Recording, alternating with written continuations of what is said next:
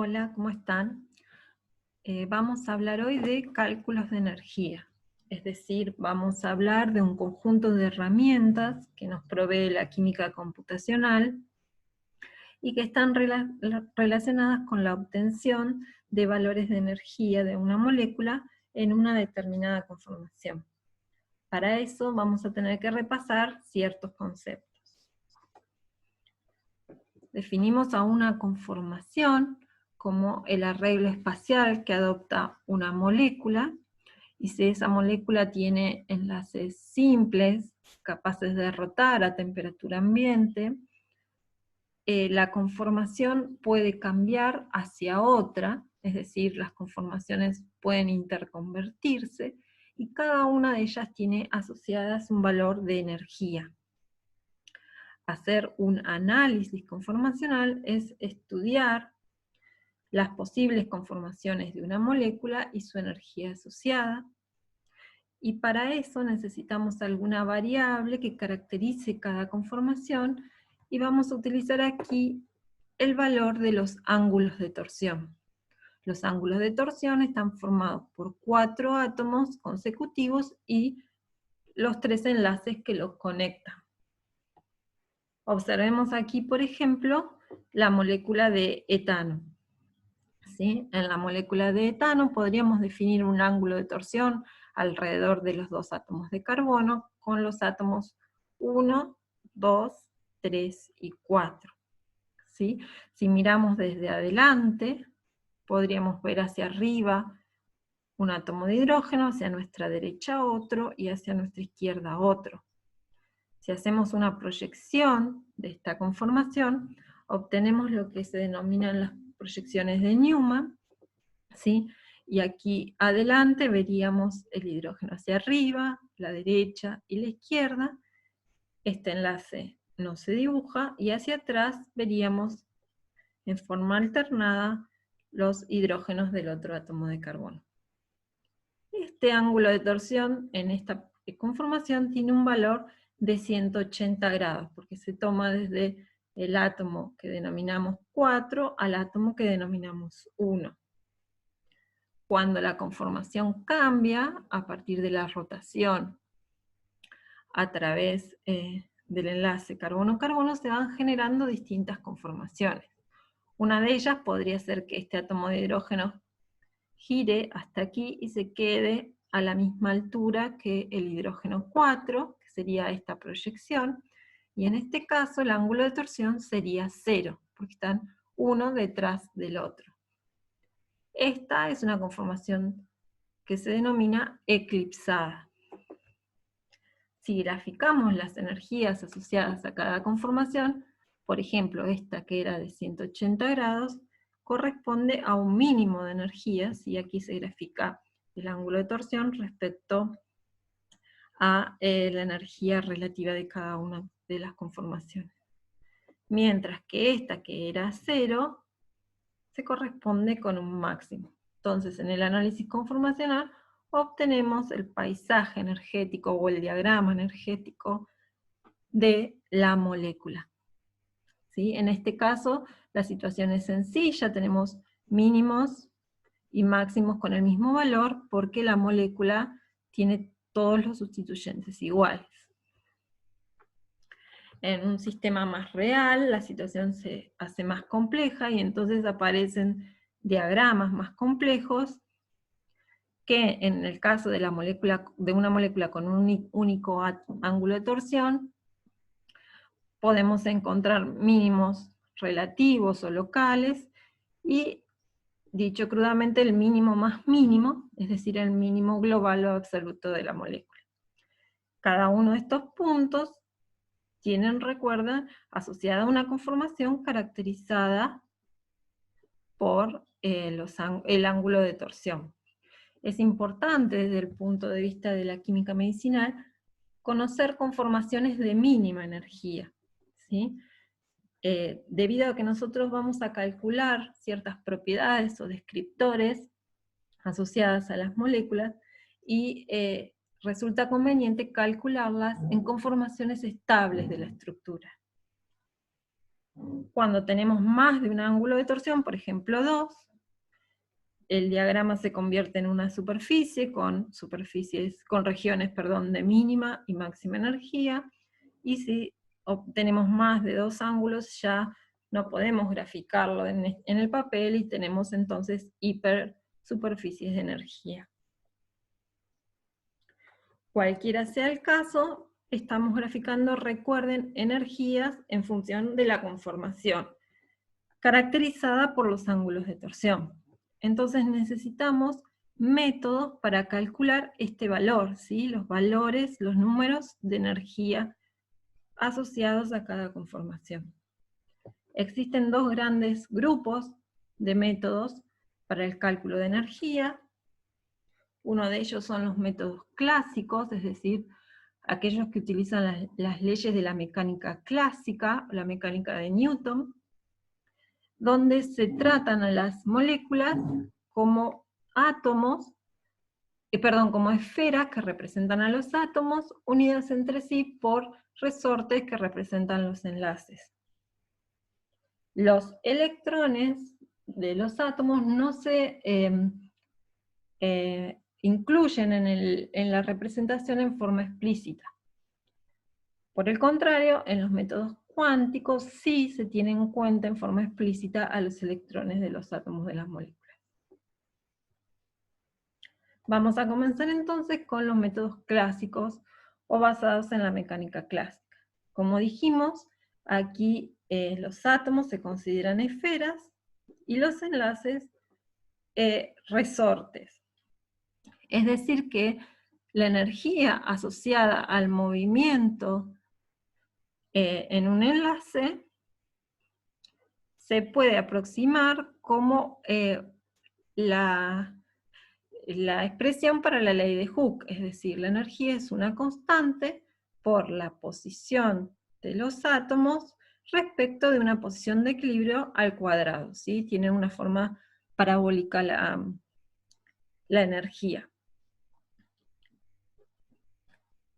De la misma manera, podríamos aproximar el movimiento angular, ¿sí? El cambio de este ángulo que se abre y se cierra a través de una ecuación de Hooke, donde tenemos una constante multiplicada por el ángulo que se adopta respecto de una posición de equilibrio al cuadrado. También necesitamos calcular la energía torsional, o de los ángulos de torsión, también llamados ángulos diedros, que como ya vimos, tienen que ver con la rotación a través de un enlace central, y en este caso tienen, por ejemplo, esta expresión, donde nuevamente hay una constante, un ángulo de torsión de equilibrio, y en este caso una función sinusoidal de coseno. Todas las expresiones que vimos hasta aquí involucraban átomos unidos entre sí, pero también hay interacciones dentro de la molécula entre átomos que no están unidos entre sí. Se llaman también interacciones no enlazantes. Por ejemplo, puede haber atracciones entre cargas del tipo coulombicas, donde se puede utilizar la ley de Coulomb, justamente donde están las cargas de los dos átomos involucrados, dividido su distancia, o interacciones del tipo Van der Waals, que pueden representarse con un potencial del tipo Lennard-Jones, donde tienen términos repulsivos y términos atractivos, y aquí nuevamente la variable es la distancia entre los átomos. Entonces, si queremos calcular la energía total de nuestra molécula en una determinada conformación, deberíamos sumar los términos que venimos describiendo, ¿sí? Los enlazantes y los no enlazantes, para calcular el valor total.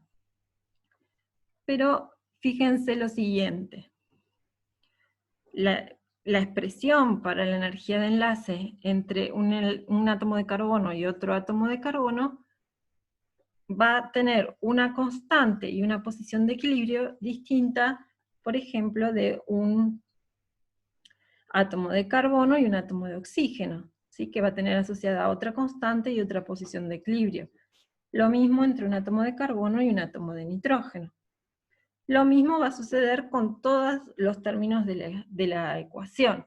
Entonces, en realidad, el cálculo implica una sumatoria a través de todos los enlaces, todos los ángulos de torsión, todas las interacciones de Van der Waals y todas las interacciones del tipo culombica. ¿Sí? Necesitamos entonces conocer las posiciones de equilibrio entre distintos tipos de átomos, es decir, carbono-carbono, carbono-oxígeno, carbono-nitrógeno, carbono-hidrógeno, por ejemplo. Lo mismo necesitamos conocer para los ángulos, las constantes de Van der Waals, ¿sí? Todos estos valores son parámetros de nuestra ecuación que necesitamos conocer. Es decir, que cuando hacemos un cálculo de energía por mecánica clásica, necesitamos conocer el campo de fuerza que estamos utilizando. Ese campo de fuerza contiene la forma funcional, es decir, la ecuación matemática que hemos seleccionado para representar la energía de nuestro sistema. Esta que vimos aquí es la más sencilla. Hay otras ecuaciones que representan la energía del sistema que involucra más términos o que cambia la expresión matemática para alguno de los cálculos que vimos.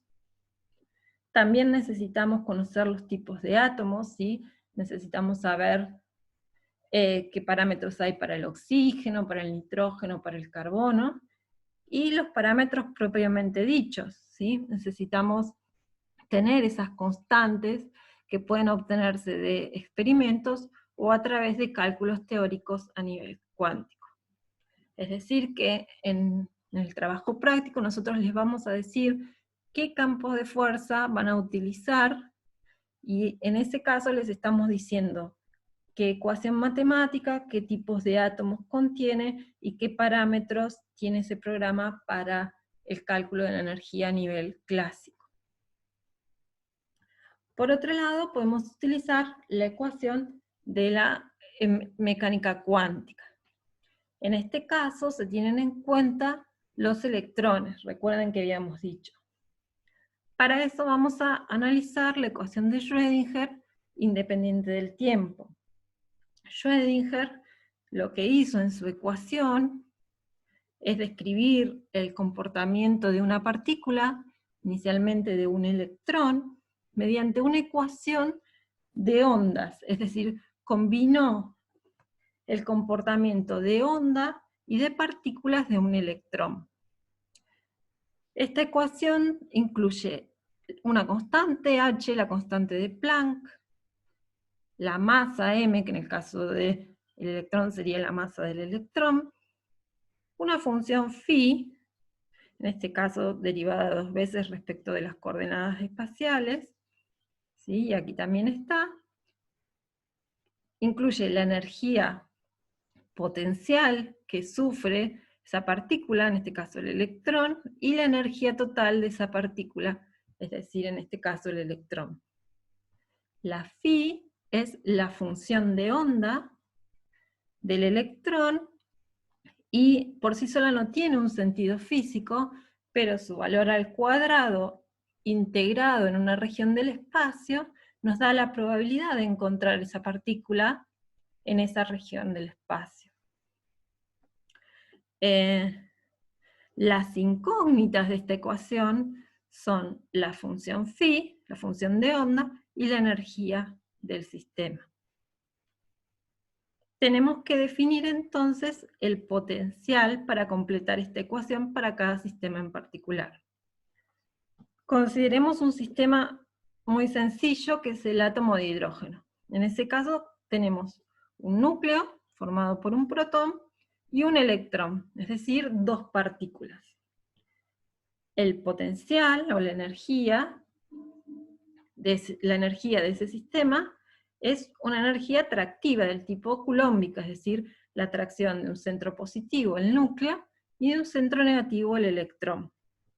Si aproximamos ese potencial con una ecuación del tipo Coulomb, tenemos la multiplicación de las cargas respecto a unas constantes por la distancia entre ellas.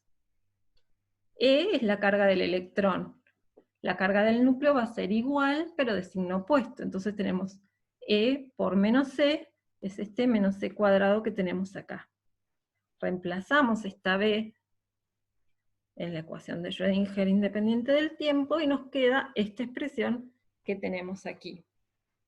Fíjense que tenemos una ecuación diferencial, donde tenemos que encontrar como solución el valor de phi y el valor de E.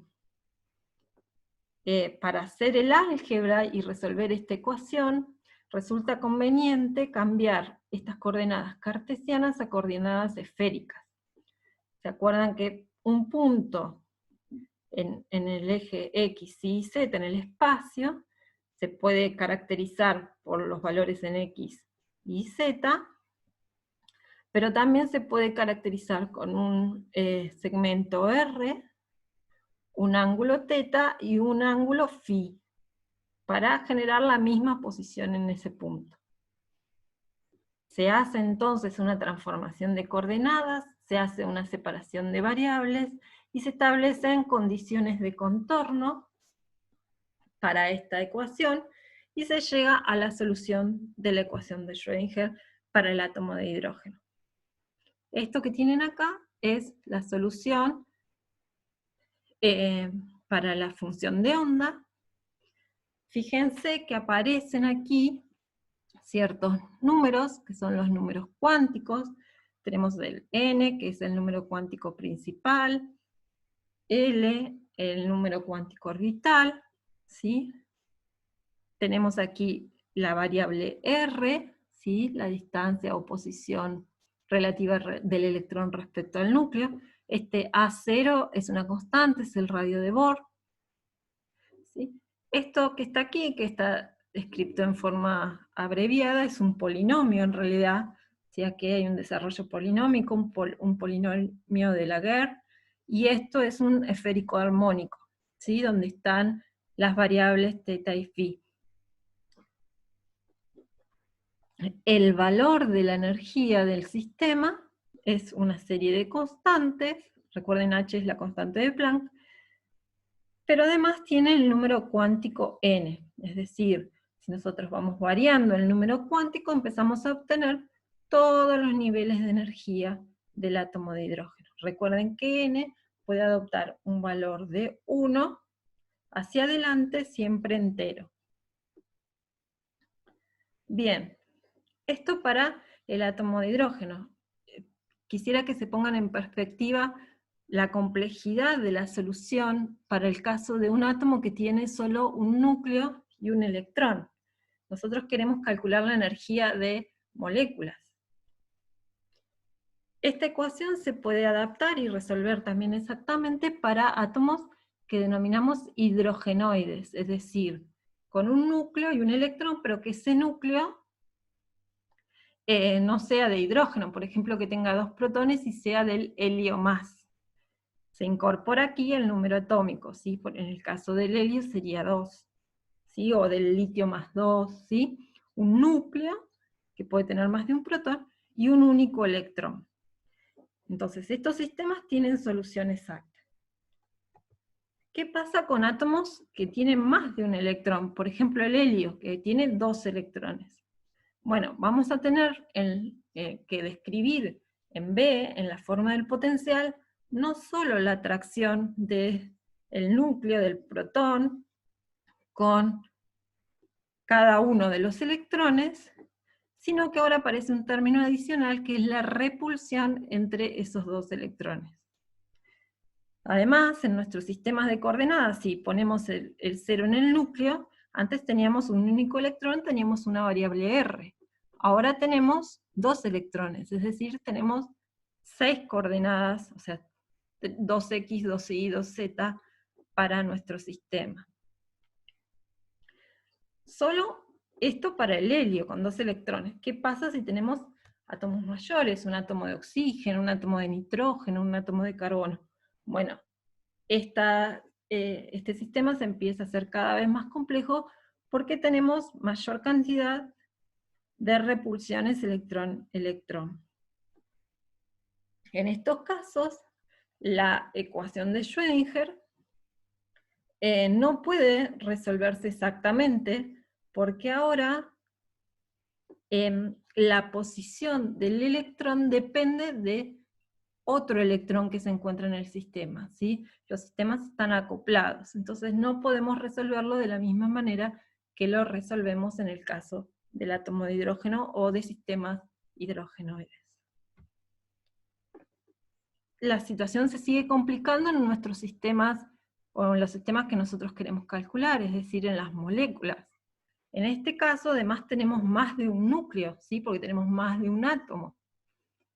Entonces aparece un término más en el potencial, que es la repulsión entre núcleos. Y además ya no puedo poner el cero en el único núcleo que había en el sistema. Es decir, que en forma relativa podríamos pensar que los otros núcleos se van a estar moviendo alrededor de donde pongamos el cero. Es decir, que tanto para moléculas como para sistemas de más de un electrón, es decir, sistemas poliatómicos, necesitamos hacer aproximaciones para resolver la ecuación y finalmente calcular la energía, que es lo que estamos necesitando para nuestro análisis conformacional. Hay dos grandes grupos de aproximaciones, uno de ellos es el que aproxima en la función de onda, es decir, propone soluciones para la phi, que por ejemplo pueden ser combinaciones de la solución del átomo de hidrógeno, en el caso más sencillo.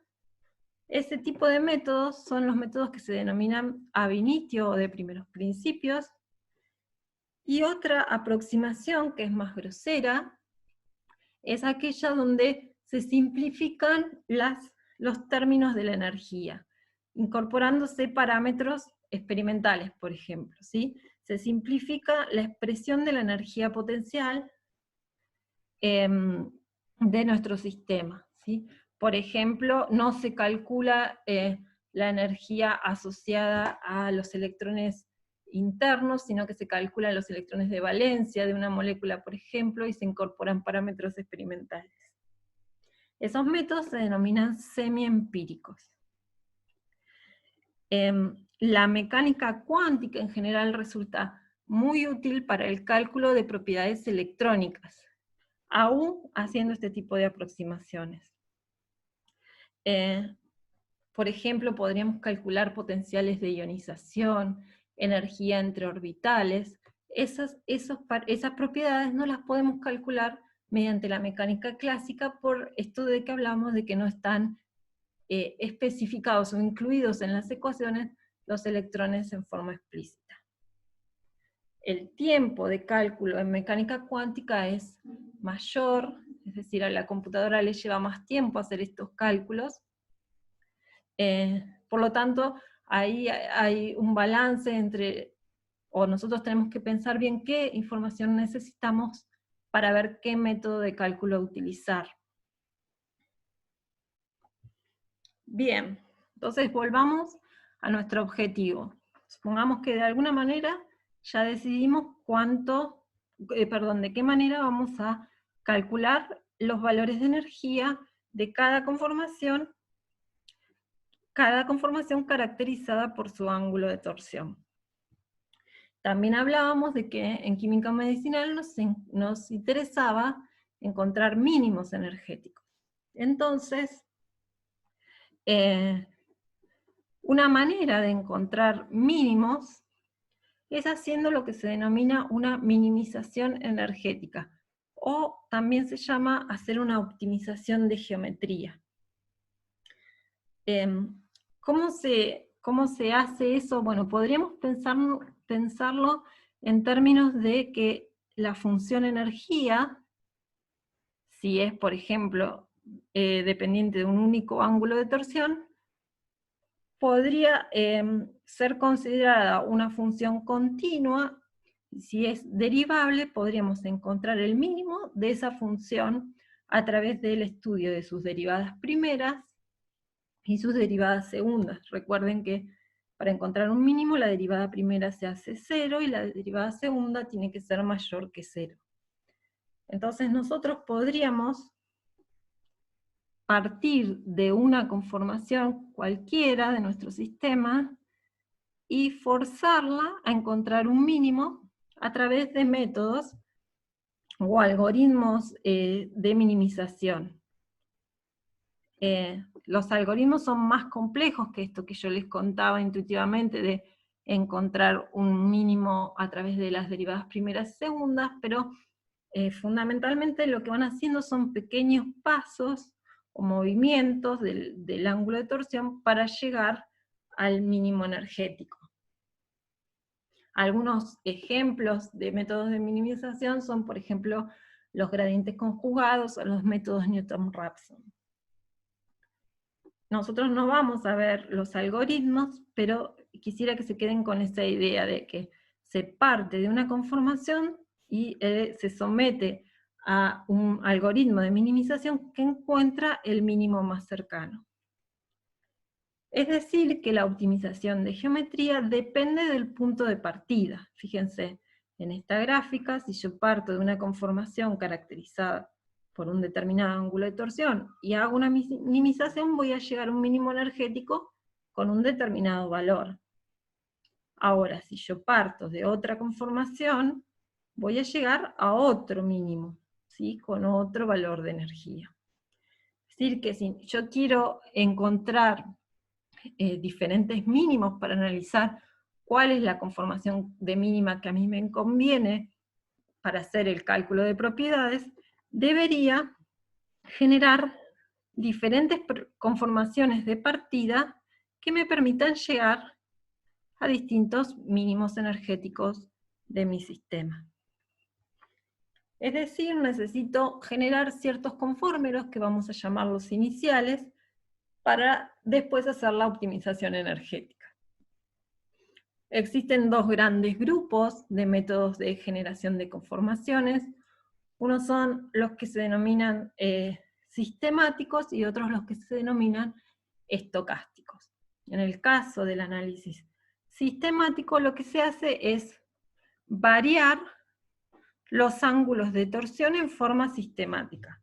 ¿Sí? Por ejemplo, se parte de una conformación y se busca el mínimo, se hace la minimización. Por ejemplo, el ángulo de torsión 0, y se busca el mínimo. Después se gira, o sea, se genera el otro conformero con un ángulo de torsión 10, y se busca el mínimo. En este caso vamos a llegar al mismo. Otra vez se varía 20, y se llega al mismo. ¿Sí? Hasta barrer todas las conformaciones. Fíjense que, por ejemplo, con un ángulo de torsión de 150 vamos a llegar a este mínimo. Lo mismo con este ángulo de torsión, y así. En este caso, como es una molécula simétrica, vamos a llegar siempre a mínimos con el mismo valor de energía. ¿Sí? El problema de este método es que, si bien es muy útil porque al ir variando ángulos de torsión vamos barriendo todo el espacio, entonces vamos llegando a distintos mínimos, es que si la molécula tiene muchos ángulos de torsión, debemos combinar esos ángulos. Por ejemplo, que el ángulo de torsión tau1 sea 0, y tau2 sea 10, después que sea 0 y sea 20, y así. Entonces, escala muchísimo la cantidad de cálculos que tenemos que hacer a medida que aumenta el número de ángulos de torsión. ¿Sí? Una cuenta sencilla que podemos hacer para saber el número de cálculos que tenemos que hacer es hacer 360 dividido el tamaño de paso elevado a la n. El tamaño de paso es cada cuánto vamos a variar el ángulo de torsión. ¿Sí? En el ejemplo que yo les di, vamos cada 10, hacíamos 0, 10, 20. Podríamos hacerlo cada 30 o podríamos hacerlo cada 1. Y n es el número de ángulos de torsión. Es decir, en un tamaño de paso cada 10 y un n igual a 1, es decir, con un ángulo de torsión, acá tendríamos 360 dividido 10, o sea, 36 a la 1, o sea, tendríamos que barrer 36 conformaciones de partida que encuentran después su mínimo. Ahora, si hacemos cada 10, pero tenemos dos ángulos de torsión, tendríamos que hacer 36 por 36, ¿sí? Y entonces así va escalando a números más de 1000, 10.000, y así ángulos de, números de conformaciones que tenemos que generar para después encontrar el mínimo. Una estrategia para no hacer tan complejo el cálculo es usar métodos denominados estocásticos. Uno de ellos es el método de la dinámica molecular. En este caso, la dinámica molecular va a simular a nuestro sistema en una situación de alta energía, ¿sí? La dinámica molecular es un método de simulación de un sistema en el tiempo. Ya pronto vamos a hablar más detalladamente del método. Pero lo que tendrían que recordar aquí es que nosotros simulamos, en este caso, nuestra molécula que está sufriendo un calentamiento, ¿sí? Que está recibiendo mucha energía cinética, es decir, nuestra molécula se está moviendo, cambiando continuamente su ángulo de torsión. Esto en un diagrama de energía respecto del ángulo de torsión sería estar en una energía muy, muy alta, ¿sí? Por encima de una conformación posible de nuestra molécula, a temperatura ambiente. Entonces, le imprimimos mucha energía y la molécula se mueve. Pero en un cierto tiempo detenemos esa simulación y enfriamos el sistema, es decir, bajamos la energía. Entonces, al bajar la energía, la molécula adopta una conformación posible dentro de su diagrama de temperatura ambiente. Y entonces, por ejemplo, generamos esa conformación que estoy marcando. Ahora, si en vez de esperar un tiempo, esperamos otro diferente, al enfriar vamos a llegar a otra conformación. Y así podemos ir generando, mediante calentamientos y enfriamiento, diferentes conformaciones. De partida, recuerden, después tenemos que hacer la minimización u optimización para llegar al mínimo. Lo interesante de este método es que podemos barrer máximos energéticos porque estamos en energías más altas que los máximos de energía a temperatura ambiente. Otro método que vamos a ver para generar conformeros iniciales es el método de Monte Carlo. Se llama así porque genera conformaciones al azar, como en el casino de Monte Carlo, digamos. Aquí el cálculo de energía está incluido en el análisis conformacional.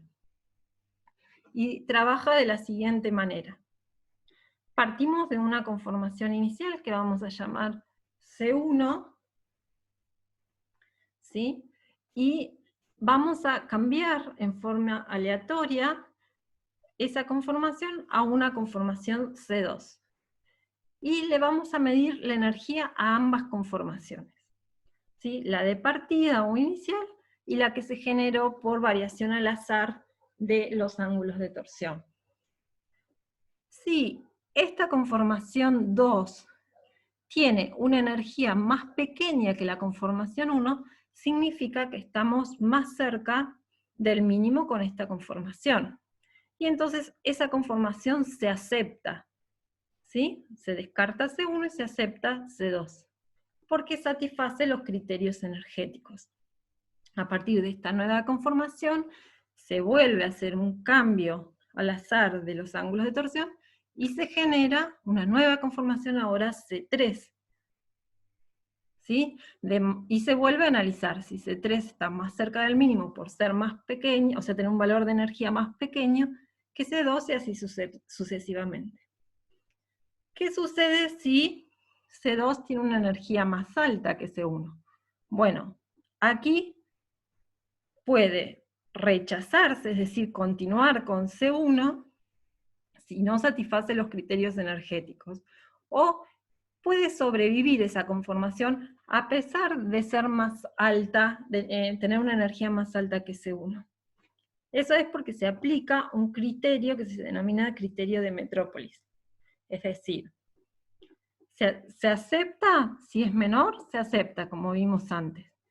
Pero si es mayor, también puede aceptarse si satisface esta distribución de Boltzmann que tenemos acá, ¿sí?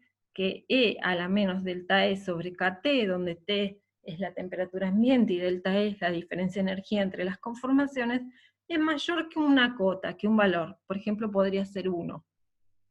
¿Sí? Entonces, si es, repasemos, si esta es menor, se acepta. Si es mayor, se acepta si satisface el criterio de Metrópolis, si no, se rechaza. ¿Por qué aceptamos aún cuando la conformación C2 tenga más energía que C1? Bueno, eso es para no quedarnos siempre en un único mínimo energético, sino que podamos saltar con la nueva conformación hacia otro mínimo, ¿sí? Bien, entonces, resumiendo o repasando lo que hicimos hoy, hablamos del análisis conformacional. Recordemos que eso significa hacer un estudio de la energía de nuestra molécula en diferentes conformaciones. Hablamos de las formas que podemos utilizar para calcular la energía y vimos que teníamos dos grandes grupos de métodos, los métodos clásicos, los métodos cuánticos. Hablamos de cómo hacer para encontrar el mínimo de energía que se corresponde con las estructuras las conformaciones más estables de nuestra estructura. Y para eso, para hacer minimizaciones o optimizaciones, tenemos que generar conformaciones de partida. Para eso vimos el método sistemático y dos métodos estocásticos, el método de Monte Carlo y el método de dinámica molecular. Déjenme decirles aquí que hay otros métodos de generación de conformaciones de partida. Uno de ellos son los algoritmos genéticos, pero los vamos a ver más adelante en el contexto del docking molecular. Bueno, finalmente, sé que son conceptos que quizás generen algunas dudas, así que les aconsejo que me escriban en los foros o asistan a las consultas que vamos a hacer respecto de esta temática. Bueno, les mando un saludo. Adiós.